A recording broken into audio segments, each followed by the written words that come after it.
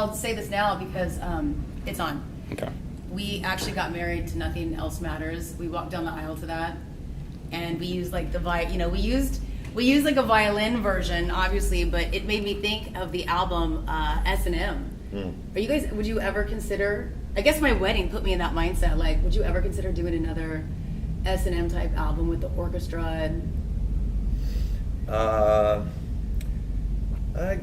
We never say no. Yeah. Stuff shows up at the right times a lot of times, and you think, wow, okay, just like that did when it did. You know, Michael came and came to us and said, hey, I got this idea. So it was a blast. It was awesome. It was pretty nerve-wracking. It seems like it would be a lot of work. I mean, because it's not too easy to get a whole orchestra and then not even to scale you guys down, but to make it all work. It was a lot of, well, obviously we had a conductor for a reason, and he was putting the whole thing together, but just trying to figure out how these parts work together. What can they do? I mean, the string section couldn't hear themselves, I remember, because we were as low as we could play, actually, too. Right. But it was a great adventure, and stuff like that comes up, and I don't know if we do it again. I mean, everything's charted out. We could probably do it again somewhere in honor of him, because he's passed away now. But we got to do, I think it was 1, 2, 3, 5 shows, 4 at least. Yeah. The 2 in Berkeley. We did a London. We did one in Germany, and then one in New York. It was amazing. Yeah. It's just pretty amazing to have that tie-in, which is why when we got married, I was like, it's like perfect. It's just the perfect song. And I'm like, I don't know what our parents would feel about the original version of us going down the aisle, but we did do the violin version. So thank you for being a part of our wedding. We would have had you there, but we didn't have that much money to pay for it. That's all right. Yeah, playing the song is only $100, so you can pay me on the way out. Here we go. There we go.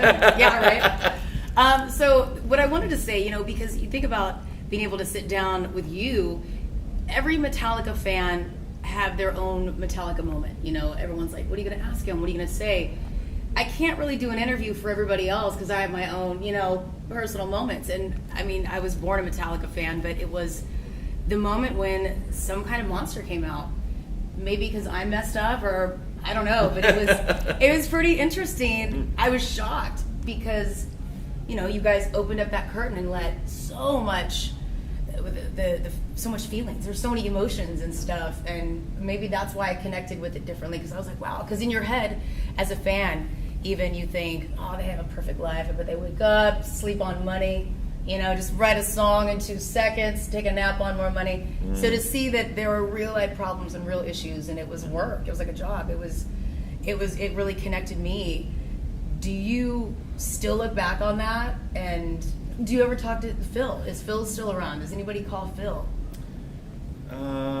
Haven't seen him in quite a while. Right. I mean, me and my family have moved out of California, but I think he was still in the Bay Area and trying to do his coaching stuff with some other people that he had hooked up with while living in California.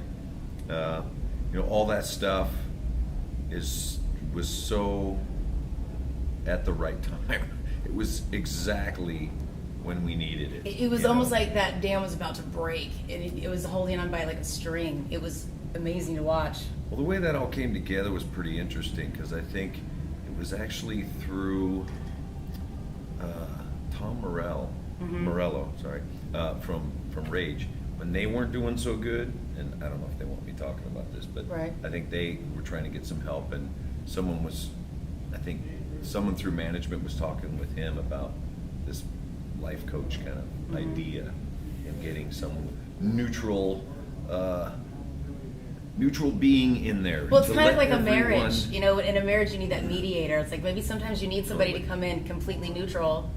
That's kind of how I... Well, true. I mean, it's true. At that point, we were going through a divorce with Jason. Right. He was on his way to do something else. So it was super helpful. When I look back, it was a lot of work. There was a lot of work put into it. But, just like a marriage, you got to put the work in, and then you get the benefits from it. Same with these relationships. Same with, our band. And we've learned that you got to care. You have to care for it. Right. Not just care about it. You have to care for it as well. And you put the work in, and now that we've done all the real hard work, maintaining it is important, but it's a lot easier. It's just become kind of a way of life. Could you guys even, as a band now, could you even imagine it without Robert in the band?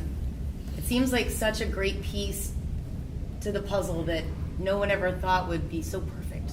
I guess as a fan, I have to talk like a fan because I don't. Could you imagine it without him right now?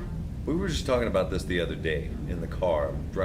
Well, actually, we just played the Native Fund in Iowa. Right, I saw that. And I don't know what Robert was doing on his solo thing that night, but afterwards I just went up to him and I said, dude, that was awesome. I don't know what you did different, but it was so clear, precise, and so good. And he's like, oh, thanks. It's just a cool little thing. Because I'm, at that point, he's doing a solo. I'm trying to get my shit together. Right. Breathe and stuff like that as an old dude. But just talking about how Robert, who else could it be? I mean, there were a few people we auditioned. I know that, it might have worked out with other people, but it's hard to find people that are, say, your age, kind of your upbringing musically, obviously, ability-wise. They've been on the road. That It's not like you're bringing some kid out for his first time and it's, oh my God, he's going through all the stuff that you did, 25 years ago. He's got kids, he's married. It just gelled. Yeah, it's pretty amazing. It's still gelling. I mean, and his personality is probably one of the best, contributions I think to the band, because he's so chill, he's so up for anything. He's always in there rehearsing. Yeah. And so he does fit in. He's got his own superpowers, so we all kind of... He sure does have his own superpowers. Well, we were broadcasting live yesterday. These pop-up stores are absolutely amazing. Like, I mean, I don't know whose brain... It seems like such a simple idea.